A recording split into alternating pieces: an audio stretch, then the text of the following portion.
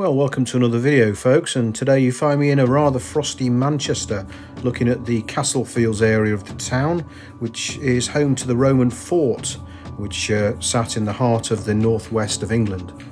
Parts of the excavated fort from the 1980s have been rebuilt, so it's worth calling in to the area just to take a look. If you're passing through central Manchester at any time, it's well worth doing.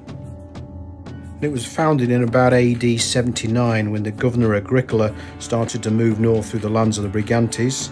At the same time, a vicus or settlement grew outside the fort, providing all the services a hungry and thirsty and bored soldier would need to keep him going.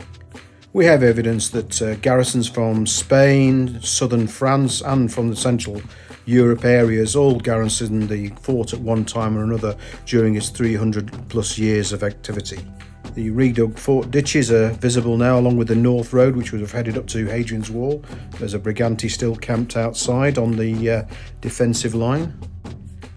Based on archaeological evidence, this gateway was rebuilt in the 1980s just to illustrate what things would have looked like when the fort was probably entering its 3rd century phase. The fort was rebuilt at least 3 times, from timber and earth through to stone faced, with the earthen ramparts behind to protect the walls. Not every expert on Roman history agrees on how this gateway should have looked, and some disagree with its final replica, but it's still a nice thing to see on the site.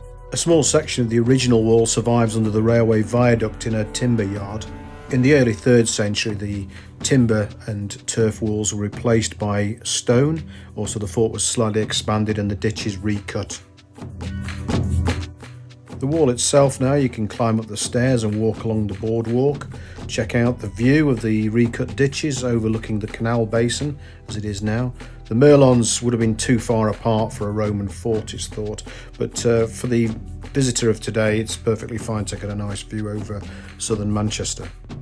In around AD 160, new granaries were built against the fort wall, and these would have carried foodstuffs on a raised floor to provide ventilation underneath.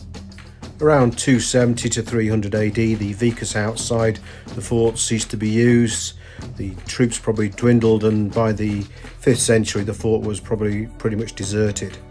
As industrialisation took hold in Manchester, sections of the walls were still visible to travellers and antiquarians visiting the site. Well, I hope you've enjoyed this very quick visit to Manchester's Roman fort. If you like the video, please like, it helps provide more content, and also share and subscribe. Thank you very much.